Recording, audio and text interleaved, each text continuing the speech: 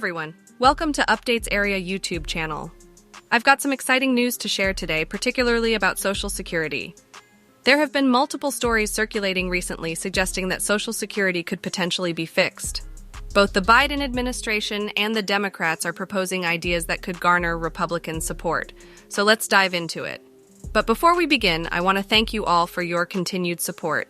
If you enjoy these daily uploads and appreciate the hours of research I put in, please do me a favor and hit that like button. Your support means a lot. Now let's address the main question. How could Social Security be fixed? Is there a possibility that the Biden administration could propose a bipartisan bill that would bring Republicans on board? Well, the answer is probably not. However, there are discussions happening right now that could lead to some positive changes. One aspect being discussed is raising the minimum wage. Recent reports indicate that in order to afford a two-bedroom apartment in any state in the U.S., you need to make double the federal minimum wage. This means that you shouldn't be spending more than 30% of your monthly income on housing. Unfortunately, many people I know are spending 50%, 60%, and even up to 78% of their take-home pay on rent. This clearly shows that more and more individuals are struggling. The current discussions among Democrats point to large companies making record profits while not adequately compensating their employees. The idea being explored is not necessarily taxing millionaires, as has been the popular debate in recent years, but rather making companies pay higher minimum wages. By doing so, the tax revenue could increase.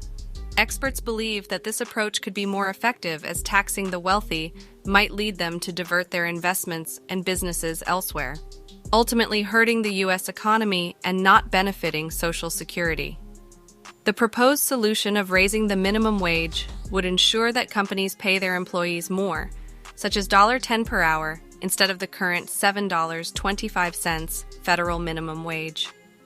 Even a small increase of $2.75 per hour could make a significant impact when multiplied by the millions of people earning the minimum wage. This would generate additional revenue for Social Security. However, it's important to note that this solution alone wouldn't fix Social Security permanently. It would be a step in the right direction. In a recent interview, an unnamed Republican representative expressed openness to a small minimum wage raise, as long as it is accompanied by additional tax credits for businesses.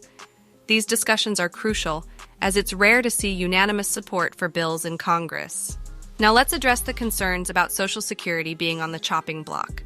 President Biden does not want to cut Social Security, but if an agreement is not reached to fix the program and increase revenue or decrease expenses, Social Security could become insolvent within the next decade.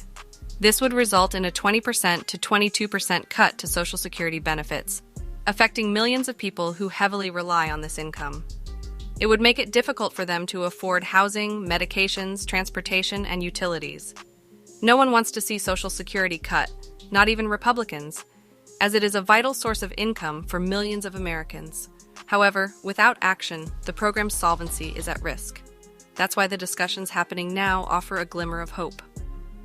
By gradually raising the minimum wage, we can start putting more money back into the Social Security Trust Fund, ensuring its long-term stability. In conclusion, the prospect of fixing Social Security is encouraging. By focusing on raising the minimum wage rather than solely taxing the wealthy, we can increase revenue for the program. It's important to note that a $15 minimum wage may not be necessary, but a gradual increase to around $10 could make a significant difference. This could prevent Social Security from becoming insolvent and provide stability for millions of individuals who rely on it. While these discussions are ongoing, it's crucial to stay informed about the latest news and updates on Social Security, the economy, and other related topics. I appreciate your support, and if you found this information valuable, please consider subscribing to the channel. Thank you for watching, and I'll see you in the next video.